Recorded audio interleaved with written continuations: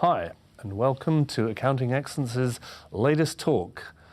I'm John Stokdyk from Accounting Web, and here to tell you everything you need to know about MTD in February 2019 is Nichola Ross-Martin from rossmartin.co.uk, Eriona Bajrakurtaj, I'll have to correct my pronunciation, Eriona, from Majors & Co., the important thing, a practitioner, and Alex Davis from Intuit. Okay, we've got a really busy system. It's not a lot of time left. We calculated on the day of recording just 37 days, so just over a month.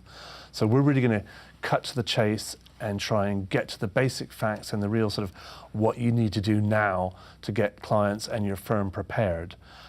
Before we get into the whole process, a few housekeeping points. First, this is a live webcast. If anything interrupts your viewing or you've got to stop, don't fret. It will be available on demand afterwards, and we'll be sending you a link to that. But if you are watching live, it is interactive. So beside the screen where you're watching is a chat window, and any questions you have, type them in. They'll come through to the pad in front of me, and I'm glad to see we've already got quite a few. We've already got 2 or 3 interesting ones. So keep them coming. I'll try and pick them up. Definitely Carol and Jenna, we will certainly be touching on the issue of digital records and digital links that you've asked about in a retail environment, that is, so maybe the two of you can help. So we'll go through how the two firms here and how Intuit have been preparing and what they think practitioners and businesses need to do now. But with Nichola here as a technical expert, if there are questions you need, we'll try and pick them up. We'll leave time at about 40 minutes in to actually have a Q&A session so that we'll pick up more of the questions. And anything we can't manage now, if there are a lot of them, we'll do a follow-up podcast. And Nichola, Alex, and Eriona will chew over the implications more. So if there are any really tricky snags, we don't have time to do them now. And I think one of the principles probably for all of us here is there's no time for semantic and kind of fine definitions here. Just kind of do something. Just keep moving. You've got no time to sit and ponder now. It really is the final push. So getting us on to the final push there, Nichola. Can you just give us the basic overview? What do practices and businesses need to do now to be compliant with MTD for VAT? Right. Well, yes. This firstly is all about VAT and not about income tax or any other taxes. And this is making tax digital for VAT, or making VAT digital, as I prefer to call it. Basically, any business that is VAT registered and trading above the VAT threshold will be required to keep functional compatible software and submit their VAT records to HMRC for VAT quarters commencing on or after the 1st of April 2019. So people who are excluded from this are VAT registered businesses who are currently trading below the VAT threshold. And there are also a certain number of businesses that have been allowed to defer mandation into VAT, making VAT digital, and those include large groups, VAT groups, unincorporated members clubs, your typical golf club who's VAT registered, trusts, people on annual accounting, people who are deferred should have had a letter from HMRC to tell them they are deferred. But the main thing for everybody is that they have got to pick up and have this functional compatible software in order to be able to file with HMRC under what is a new system. Okay, Eriona, maybe could you first tell us a little bit about yourself and where you're coming to the issue, and then once you've done that, what was it like? What happened when you first heard about MTD? What was your first reaction? Sure. I'm the managing director of Majors Accounts & Co. We're a bookkeeping and accountancy. We provide bookkeeping and accountancy services for small to medium-sized businesses.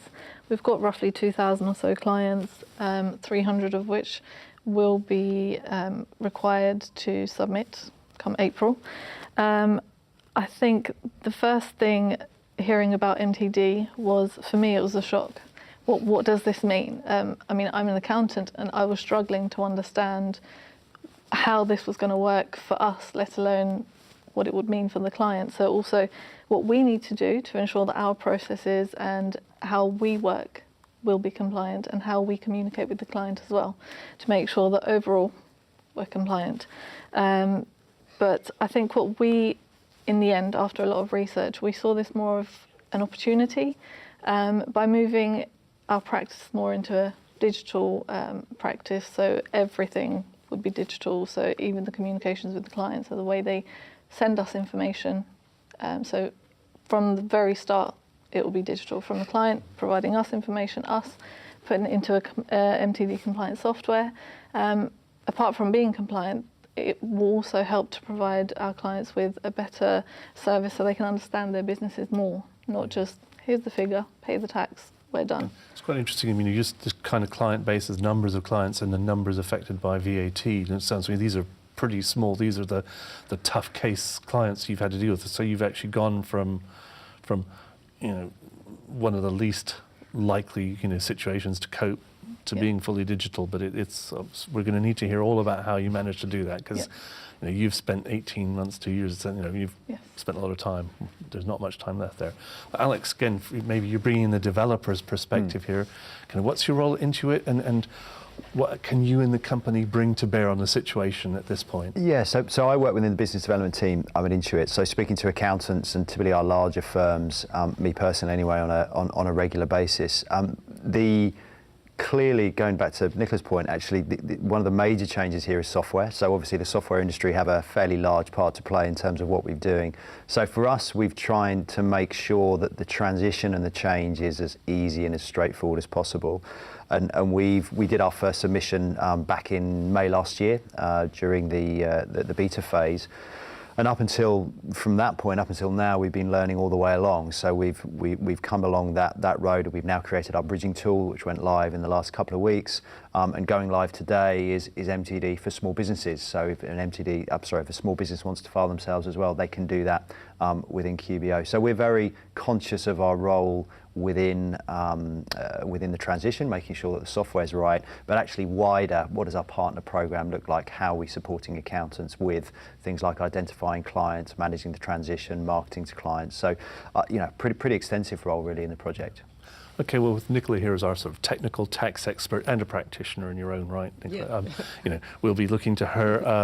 Eriona, this is all about how you managed it, so other firms can learn. But Alex, if you can certainly bring in the perspective from out there in the other firms you've talked to, I think we've got the basics, and hopefully viewers will have taken the time to familiarise themselves with the outline essentials. At this point, I think it's all about what are the niggles and trouble spots you're encountering. Maybe I'll ask you one. Carol and Jenna definitely have one. We're coming back to that. Bill, there's 2 or 3 others already, but which are the ones you'd pick out that you're seeing? Well, in terms of sort of what I would do now and what I would be worrying about is, I'm not sure that a lot of people realise that there might be a lot of people who are already using software products, but they haven't enabled them properly. So definitely, if you're using software, you need to contact your software supplier and say, right, am I fully ready to go here? I think Bill. That's a really important thing. And then you can, if you've got time, join HMRC's pilot and start trying to do a sort of test filing for yourself. This is if you're dealing with your own thing. But in terms of agents need to sign up for their agent services account. We found that really quite a difficult thing to do. It took me a while to realise that an agent services account was not the same as an agent services account, which is what I've already got.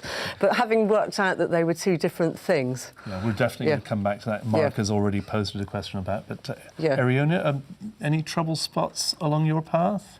I think at the beginning it was just identifying exactly who will be having to start filing for MTD in April, because obviously, as Nichola said, there are some people who are exempt. So just making sure that out of those, because there are different schemes and so on, so making sure that the software that you've chosen allows for you to submit, or if you're not sure how to, make sure you've got something in place. Obviously, there are bridging tools and things like that nowadays at the moment, so to kind of help those clients that seem a bit problematic. Okay, which particular schemes? Do you have, if you've got lots of small business customers, are any of them on the flat rate scheme? We have got a lot on the flat rate scheme, and some also, we've got just under 10 on the margin rate scheme, so for used car sales. Right. So flat rate scheme, I'm aware that it will be active come April. We do all of the bookkeeping already on the MTD compliance software, so through Quickbooks, so hopefully in April we'll be ready just to submit. But with the car sales at the moment, we've left them on Excel, just because we're not fully comfortable yet with how that would work on a software, but I believe there are people that have put them on there, so that'll be the next step for us to explore, I think. Nichola, any workarounds or any other schemes that have caused Well, yeah, I was going to say you? on the car margin thing, we found a workaround on invoicing, which was basically we sat with the client with their Excel spreadsheet and said, what do you do with that? Okay, let's see if we can do it on an invoice. So we found a workaround, and we can actually make the invoices say the right thing. Well, how do you do that? I mean, again, if we got any viewers. I'd have to look at the software and remember exactly how to do it. It's complicated, but we did it. I mean, for Alex as a developer, this is taking, and Intuit wants to be more into the compliance side of things, is taking you into some very complicated areas that isn't usually expected of bookkeeping software. So what is the software solution to dealing with some of these schemes? So we've become incredibly exposed to these these schemes. You've got the margin schemes, the TOM scheme, flat rate, and all of these, which we know very well. Within the core of the product, you've got the ability to cope with standard rate VAT, and around that there's ways that you can use the software, the margin scheme being one of them, using the kind of stock control module and using an income and purchase account specific to the margin scheme, where you can start to account for those situations. I think as a software developer, we have to make sure that we're very aware that the addressable market that we're solving for whenever we make these changes within software is going to have the biggest impact. So we will continue to look at that and just make sure that either we solve for it in software, or we're giving the right advice to partners in terms of how to tailor the software to compensate for it. Okay, and I don't know if I did the final point in the link, which is obviously a very important issue with MTD. With your marginal car scheme clients, you had the adjustment and you're going to keep them on Excel. What's the next step for you there? Well, for now it's going to be the bridging tool. Okay. To submit through that, but in the future we'll be looking to get them onto Okay, well, bridging software hasn't come, but we will cover that. I think that there's some decisions to be made about. I think managing the clients we'll come back to, but no, it's technical question time. And Carol and Jenna, I have promised you this, because I think this is this crops up regularly. In fact, it's a really good representative set of niggles already. We've touched on them. But Carol and Jenna said, we enter a monthly summary of online sales, for example, from Amazon or PayPal. And is this now going to have to be daily entries? And I think this raises the issue of the digital link. So how do you cope? Well, what you've got there, you've got a situation where PayPal is actually keeping a digital record for you, which is great. So from PayPal, you can take PayPal's data on a CSV file, and then you can set up the CSV file and import that into your online software. Which sounds really easy, but you've got to obviously make sure that you change that CSV file so that it's in the correct template to upload. And then you've also automatically given yourself a digital link by uploading a CSV file. So you've then ticked all the boxes there. So you don't need to rekey in all your sales entries. But one of the issues I have noticed with PayPal is that you do need to make sure that you're accounting for PayPal's charges properly. And I've seen people importing these lists of sales, and somehow the PayPal's charges get missed off, and then you end up with a big problem with your bank reconciliation, because obviously PayPal is paying you net of its charges. So there are a lot of interesting things with different online products, really. But most of them are already keeping the records digitally for you. So that's a big tick in HMRC's eyes. And if you can import things via CSV into your software, which will take a bit of tweaking, then you can do that. Eriona, do you have any retail clients? We do. And with sort of online or as well, or more in the real world? More in the real world. But what we've done with them is we've created our own app. So people who don't like spreadsheets, I mean, we've provided spreadsheets as well so people can populate, but those who don't like the spreadsheets, we've got our app, so it's something simple that they can use on their phone. They can take a picture of the receipt, the invoice, whatever it is, and categorise it. It's quite simple, pictures of what is this. And when we ask for, say when we have to submit their VAT, we say we need this quarter's figures, they can export it to us and we get it in a CSV file. So it will be ready, again, we'd have to do some tweaking, but ready to import into the software essentially. Yeah, so you've kind of created the digital link there with a Yes. photographic evidence again, and that's the converting the month. I guess their problem is converting a monthly summary of online sales into daily entries. But I think that's a they specific. don't need to. Yeah. They've already got done. the daily entries. So it's just, they've got to convert that report into their software. Yeah. So Alex, the digital chain, I think almost it was an EPOS to a Quickbooks kind of challenge we experienced. We were at a live event, the final push event last week, and the same question cropped up. What's your recommendation and the sort of Quickbooks view of this digital link? So the digital link, and there's been a lot of talk about the digital link over the last year, and what HMRC have now said is that there will be a soft landing period about a complete chain of digital links. If you like, we talked around some scenarios here about different things are linking in terms of applications. The key thing right now, and that people need to get clear in their mind, that the digital link is the final submission. So what HMRC have said is we will not have any rekeying of that 9-box data when it comes to actually transferring into software, which is why we as a software vendor have created the bridging software that will take the data from the spreadsheet and transmit that rather than any kind of copy and pasting. There's nothing like that going on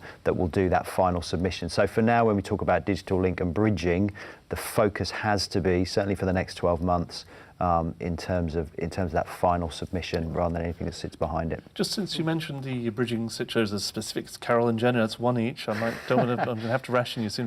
But how long will we have to use the QBO bridging software for our flat rate clients? Will that? So, Eriona, we had this discussion, as I've had this discussion with many people over the last few weeks. So the flat rate scheme will be ready for April 1st, so to be able to submit that within QBO. So you won't need to use the bridging tool to do that when the moment of truth kicks in. Okay, I know we'd all like to get on to simple, practical things like getting clients across, but there's another very good technical question here. Well, last one, if we can deal with it. John is asking us, what about clients using the partial exemption scheme? Are there any workarounds for that, or?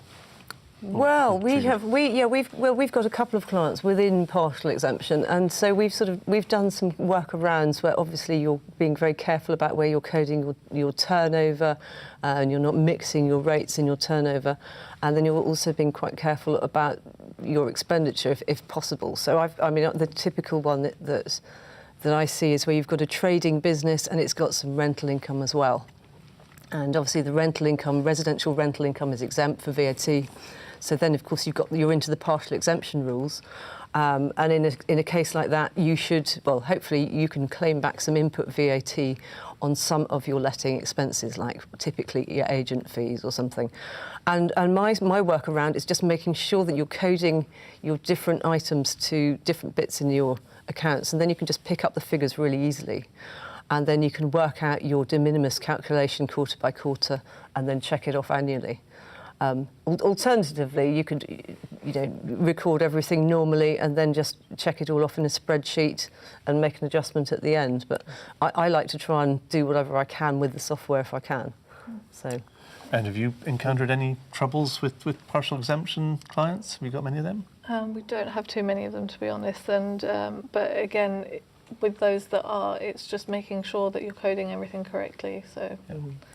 Okay, well, there are still more technical questions. I think we'll park those for later on because we want to get now to the sort of migration and working with clients. So I think this is your chance to shine, Eriona. And you started from a not necessarily the most promising situation.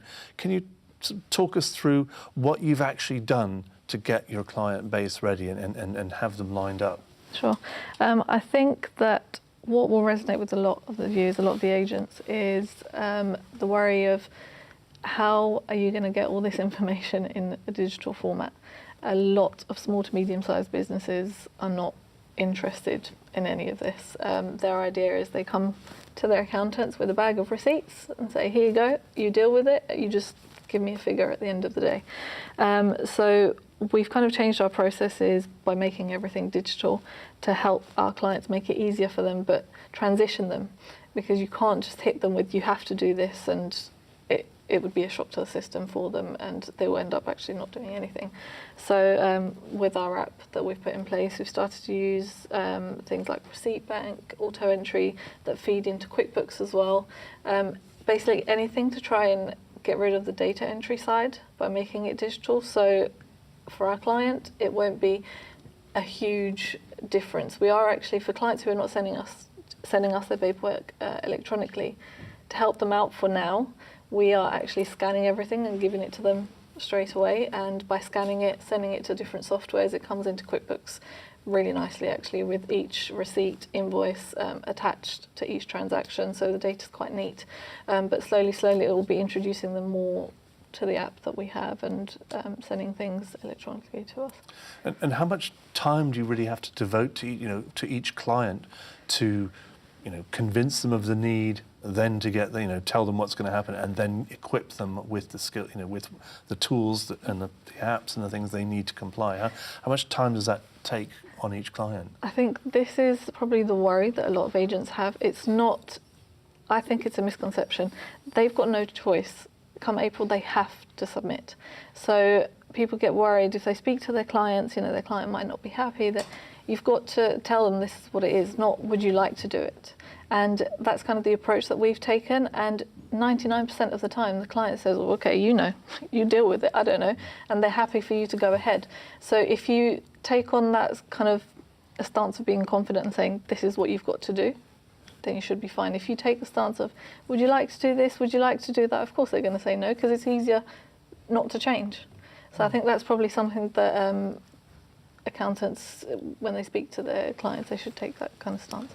So Alex, out there in the field, do you see more evidence of the assertive approach, or is the assertive approach increasing the closer we get to the deadline? Yeah, inevitably it is. And the thing I love about Eriona's approach is she's making the change feel quite small for clients. Not talking about a wholesale change of software and now you have to log your transactions in this way.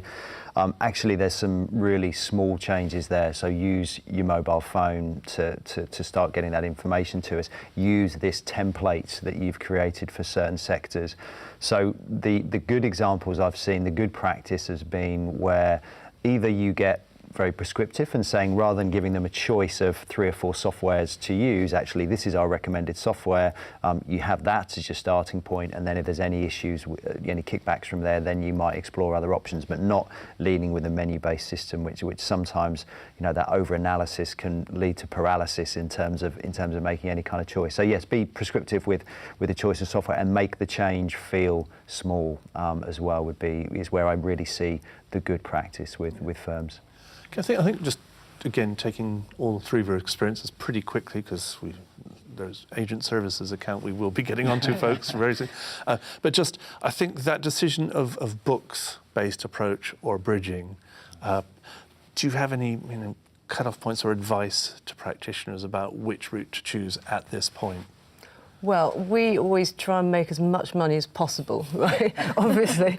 So we try and sell higher value services than lower value services. So we are really interested in automated bookkeeping.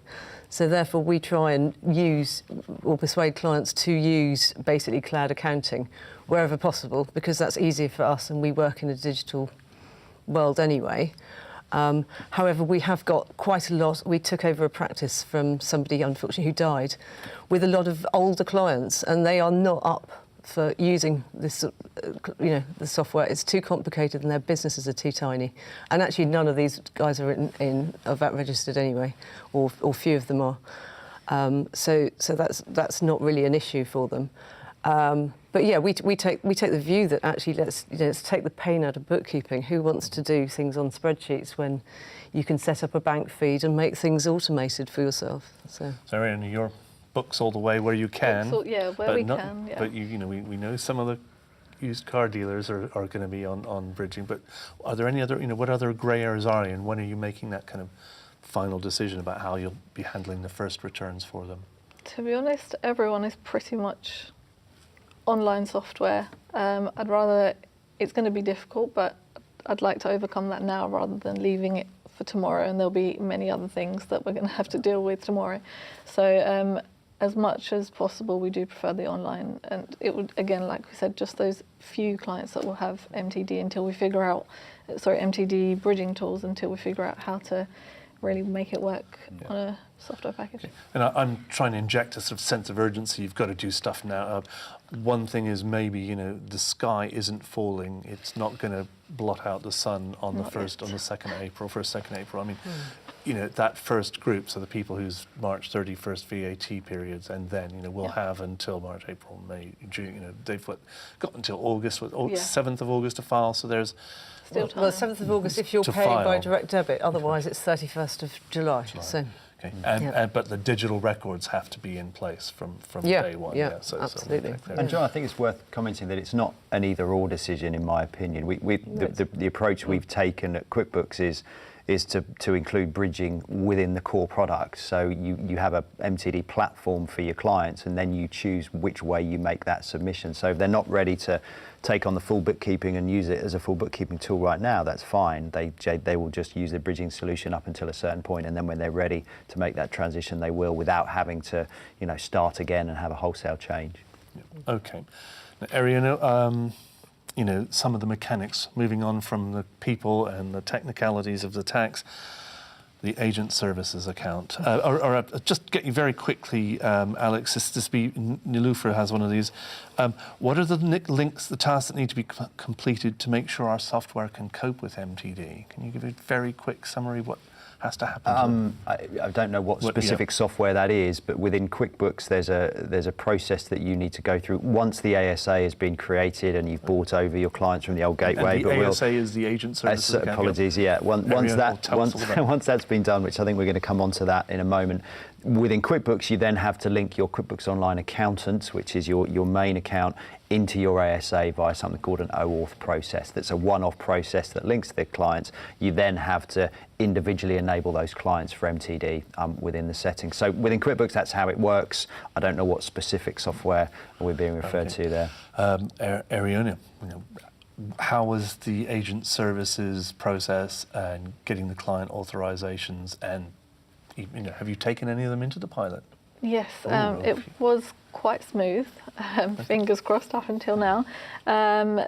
When we first set up the account, it does give you the option to link the clients that you have currently on the online services account to the agent services account. And what we've done with clients before the pilot, before the pilot is you have to send emails to the client to ensure they have to say, yeah, we're happy, and so on. So we've done it with the client sitting in front of us, kind of a proactive approach. Whilst you're here, let's do this quickly. But for anybody else who we haven't put into it, HMRC, we've been told by quite a few of the inspectors that they will all be transferred over on the 1st of April. Now, whether that's accurate or not, we'll see. Nikki, how are you getting on with the agent services account? Well, yeah, I mean, as I said before, I fell at the starting block by not realising that an agent services account was not my existing agent services online account. Once I then realised that there were two things, I then signed up for an agent services account and discovered that we already had one. Right. No one in the office could find any record of it, but we had actually registered some trusts. Anyway, to cut a long story short, I phoned up the VAT helpline and we got reset, and I set up another agent services account, which I did literally 2 days ago. I then tried to... Yes, I managed to connect that to my normal account, which is quite easy. And then I tried to authorise some clients, and then realised that I had fallen again into a big elephant trap, because you need to get the clients set up and enabled for making VAT digital first. So this is another little step we've got to go through. We've got clients on unluckily we've got clients on different sorts of software. We only run a very small tax and accounting practice, or a small accounting practice. So actually our learning curve is pretty high because we're having to run different software. So we've got to try and enable people. And then once we've done that, we'll see if we can. Alex, you sat and did an hour-long webcast that I enjoyed on Thursday last week, and still available for viewing online, folks. What any quick tips about where the sort of trouble spots are with the ASA and the whole onboarding? I think there's a few misunderstandings and a few things that people are finding. When they create their ASA account, that's one thing. They then need to link their existing government gateway account into their ASA, and they can link multiple accounts into that one account. So if they've got multiple accounts, then they can start linking that. If they're acting, a number of firms that we've spoken to, and I'm sure it doesn't happen very much, but occasionally it happens where they've used their client's login detail to submit the VAT on their behalf. So they'll need to go through a new authorization process with that client as well. So that's something that's key. But once they link their clients into their new account, and we were talking about this earlier, don't expect them to suddenly appear on the dashboard and see all of your accounts listed. I believe that will happen come April time. So the key is get the ASA set up, link it in with the old government gateway, go through the process on the software to link to that OAuth process that I talked about, and then enable your clients for VAT. And it's that simple, John. Sounds easy. You've had special hands-on training. Okay, but it's still bothering people a lot here. So Bill has clients who are they're probably like some of your clients. They don't have government gateway accounts. Is this the way? How will MTD work for him so how he'll have to file the VAT returns for his clients through the ASA? Do you have any? So these would be some of your digital bookkeeping app people who are relying on you completely for the book compilation? To be honest, everyone relies on us, so we don't have any clients that have got their own or don't have their own government gateway, so that's something that I've never actually thought about. So you've just got the authorization connected to the ASA, and you just carry on how you've always been going. Okay, I hope that helps you, Bill. That's interesting. Yeah, well, I was going to say, with some of our clients, they are, I think the only way to do it is to actually bring the client into the office and sit down with them and help them through forming a gateway.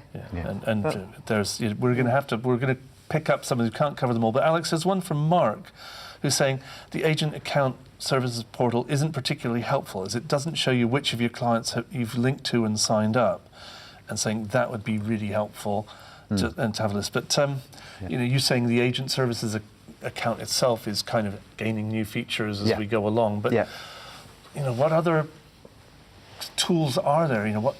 Are there ways to get a kind of overview of your clients, who's in, who's out, who's signed up? So within the software, so within Quickbooks, within your accounting dashboard, you can see who's been enabled. So you have the ability to do that. But I appreciate, as you guys have said, there's multiple softwares within each practice. So it's been. HMRC are very aware that that's a feature that needs to come in quite quickly to be able to have a dashboard and a one-point view for all of the clients. So that is work in progress. Right. Can I just ask you something, Alex? Because we, with some clients, they've set up their Quickbooks, and then we are given access as an accountant. So in those situations, they're normally filing their own VAT returns. We won't get there's no way we can get a record or link to them, is there? Or is there? We'd have to authorise ourselves via the ASA, exactly right. Exactly right.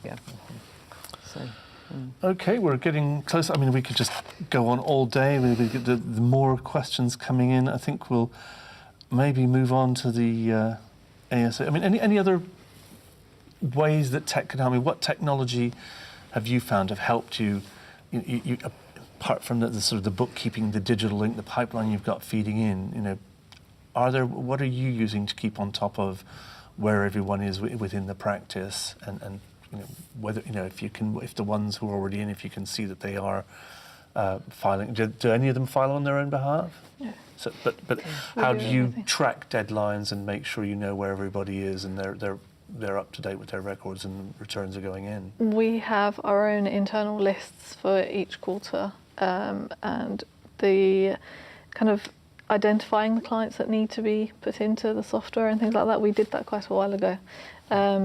So everybody is actually compliant and ready to go, essentially. But yeah, we do have our own internal lists, making sure. Can you pass on any tips and suggestions? You've got those lists, how can you use them if say, you'll have them structured by their VAT filing date, so whether you've really got to get on their case straight away, or whether you can maybe put them off till May. But what can you pass on any ideas about what to do next if you've got them into those groups? What other ways of I guess, sorting them into who really needs help first and fastest? I think some of the clients with that have a lot more bookkeeping. So I don't know, people like restaurants and things like that, they have a lot of receipts. So making sure that they've got everything in place beforehand. Some of the smaller clients, they've only got a few receipts. There's not much to do, for them. But the bigger clients that have a lot more bookkeeping, that doesn't necessarily mean they have more turnover, but they have a lot of receipts, which I think they're the people to kind of tackle first. Yeah.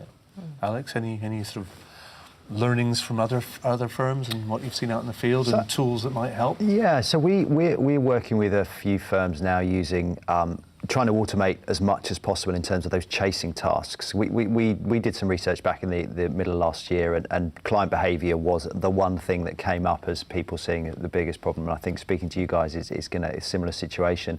And accountants I speak to often think the emphasis is then on them to pick up the phone and write emails and these kinds of things. Kind of email chasing tools which we've developed with some of our key partners that will automate a lot of that process and chase clients on certain dates. And we're used to that type of triggers, with Amazon and all of these kinds of services that will send you emails to remind you to do things. So use the technology to as much as you can and look at the tasks and the workflows that you're creating and just ask yourself, could technology replace what I'm doing right now? Good point. And I think what we've heard from Matt Flanagan at Blue Hub at our event was really you've got to do it as a plan now, especially when resources are tight. And it may not be pretty. You may need to do that quick call of, okay, we've at least got a digital record on the spreadsheet. Yeah.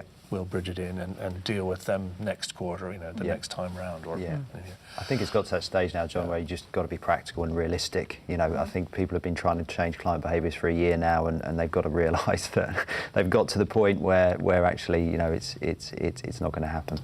Eriona, have you got any tough cases? You say you've got everybody's digitally prepared. We did have tough cases along the way, but again, the majority of people will say, yeah, okay, you deal with it because I don't understand any of it. But you do have some, it's quite shocking, some accountants still have got their head in the sand and say, no, don't worry, it's not going to happen. They're not going to fine us all if we haven't done everything correctly. So when it comes to those clients, it's, well, okay, come April, you tell me, what do you want me to do? Because I'm not going to be able to submit for you. And that, by saying that to them, they think, okay, so that she could potentially be losing me as a client. What kind of interest does she have in losing me? She doesn't, so maybe there's actually something happening. So to get them at least that thought process, but there haven't been too many of those. Okay, that's quite, with the tough cases or the people who do fall foul of the regime, the soft landing, Nichola, and whether how bad are the penalties going to be for failing to fulfil these digital links or to using compatible software? Can you just brief overview of the nightmare scenarios clients might expect? Yeah, well, obviously the key thing here is obviously keeping digital records, and obviously you've got to make sure that you're in time. We've got to make sure that our digital records all link to each other, and these are the digital links, and the soft landing. HMRC's soft landing is basically an indication from HMRC that they won't charge penalties, which they could do normally under the VAT regulations, for failure to file online or failure to actually do anything that HMRC has specified. And HMRC said, well, don't worry about the bridging links, not the bridging links, sorry, the digital links. At the moment, and if you don't have any digital links, we won't fine you under the regulations for the first year. Now, I think the problem with the whole thing of digital links is firstly how to make a digital link, So that's one issue. But this is something that's going to happen in a year's time. In terms of late filing penalty, well, under the current VAT rules, as long as you pay your VAT on time, you are not charged a late filing penalty. So the main issue that you could have, I think, in trying to file with the wrong software is that maybe you actually can't actually file your VAT return, and maybe you can't actually make your VAT return. And if you can't make your VAT return, maybe you actually will then be late in making a VAT payment, and then you could incur a penalty. So as I see it, there's no soft landing on late payment penalties.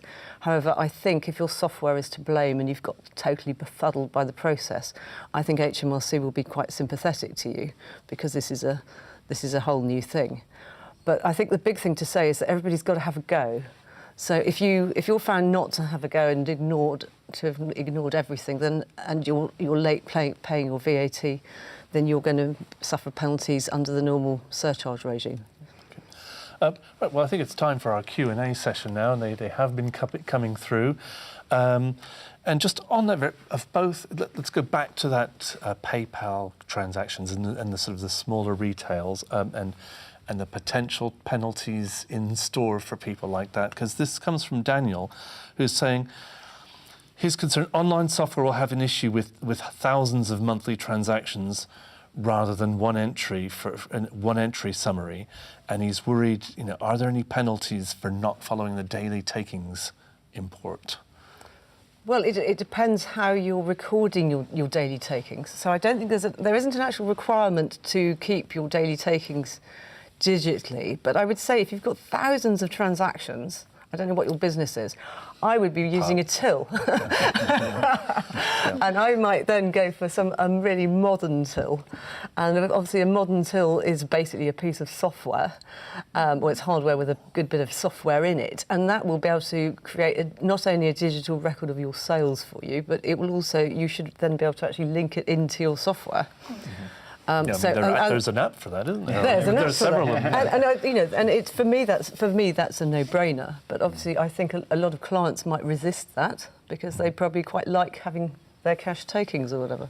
And I think, John, just on that, like you say, there is an app for that. There's software that will allow you to, where you are having huge amounts of transactions, rather than bringing all of those transactions into your bookkeeping software, it will keep the transactions separate and then just bring a summary in, whether that's a weekly summary or whatever, into the software, so you haven't got a lot of transactions sitting within cloud software, because that can often make it quite slow. So yeah, if it's going to be a significant issue, then you might need to invest in a bit of software. Eriona, you had the daily taking summary kind of spreadsheet, didn't Yeah. you? Have you encountered any other advice for Daniel, or how to address this issue of filtering loads and loads of retail transactions? We have done the daily takings. There are businesses that have a lot of daily takings, so we've done the summary for the day, to be honest. So they've got a spreadsheet that they fill out, and on a daily basis we'll take the total figure for that day, just to make the data will look a bit nicer as well than having all of that information in there. Yeah, and what I've got with one client, I've been looking at a different way of doing it, because they've been recording their takings on a notepad, transferring it onto Excel. They send it over to me. I enter it into the software. So I've been looking at actually so that they will then put their daily takings directly into the software by adding their daily takings in as a setup invoice. So I've sort of pre-set up an invoice with all the right coding on it. Yeah. So then they can just go in and hopefully enter all their data. But what's annoying about that is that in the way they were recording it before, they were splitting their takings between cash and... So they were doing that. They were doing that, and I haven't got away. It's like adding an extra dimension into my invoice. I want to split my invoice into the different analyses of the sales. Yeah. I also want to split my invoice into what came in as cash, what came in as card. What came as check, and that's a third dimension that I can't make it to, which is interesting. Keeps me awake at night. Well, you're not the only accountant. Here's a fairly simple technical one, but I think it's probably sort of got to deal with as many of these as possible. Mr. Raymond is saying, when you register either new or existing companies, do they have to use MTD immediately? So I think there's registering the company in your account, and there's registering it for MTD with HMRC. Yeah. Well, they have to go in for making VAT digital if their turnover is exceeding the VAT threshold as at the 31st of March 2019, and obviously you've got to be VAT registered as well. So they don't. There's no yes or no to that. But if it's a brand new business, then obviously it will register for VAT under the normal rules. So the normal rule will be within a rolling 12 months. So look at your turnover within 12 months. So unless they're unlikely to have pulled in £85,000. Yes, unless they've pulled in a massive day. unless you've done a massive commission on day one, in which case you need to sign up and register. Yeah. Okay, Vishwa was sort of saying, and I think we've kind of covered it, do they need to cover every input or output transaction? I think HMRC would like that. I think that's the goal in the end. Yeah. Okay, we had an adjustments question here, and I want to make sure I get it absolutely right. Has anyone got any suggestions about how to deal with adjustments that do not get posted into the VAT stats? So can anyone think of a scenario that, I guess, after the period, what other adjustments are you able to make to your accounts? I'm not sure of these. I'm not sure of the question. Could you re-ask the question and rephrase it for us, please? Okay, and I guess rejoined. I guess it seems like they've dropped out and come back, so we'll try and pick that one up in the podcast. This might be a deferral question. Does MTD cover monthly VAT returns? This is from Andrew. Does anybody do monthly VAT returns? No, I'm sorry. I wasn't aware that they were done monthly. I thought they were quarterly or annually. Okay, sorry, Andrew. You seem to have an exceptional case there, Andrew. That we'll have to. Did you mean annually? And if it's annual VAT accounting, then you are deferred, I think, until the 1st of October. Okay, we'll try and do that. Again, Andrew's asking for specific software. That software supplier who could summarise the daily takings for importing into accounting software. Those are the kind of iZettles one. These are these sort of payment apps. I guess you just get an app and a little reader. You connect your phone. Other ones are available besides. Sorry, Eriona. Apps.com is a URL that we own, and listed within apps.com is exactly that. Tell me, all of the e-commerce apps that will allow me to, for e-retailers that will allow me to do that type. So have a look on apps.com and it will tell you what There's one for PayPal, in fact, a direct link with PayPal. Yeah, absolutely. Are you using any of the, what solutions actually seem to work best for your retail clients? We've seen SumUp, Square, iZettle as well. So a lot of the mainstream providers usually should be fine. Yeah. And I think probably the more tricky thing is the more older till systems. And if you've got old tills, are they connectable, or can you export in a format that does make it available? I think once you get some data out into a spreadsheet, most accountants have those skills at mapping. Well, I think tills have come down in price now anyway, haven't they? So, I think in the old days it was prohibitively expensive. You'd be paying a sort of $500 a month maintenance charge or something. Yeah. I think now tills are quite reasonable. So I think there are a lot of them now that obviously have a memory card in there where you can export data as and when you want them. So. Yeah. Okay. Oh, and we're coming back. Thank you, Bill and Sid. The monthly returns are people repayment clients are saying, and monthly, there's several. Farmers. Farmers have monthly schemes, so. I guess so. None of us here have experienced a monthly scheme. No, I'm embarrassed to say I haven't. No. Well, you're not enough farming clients. Well, clearly. Yeah.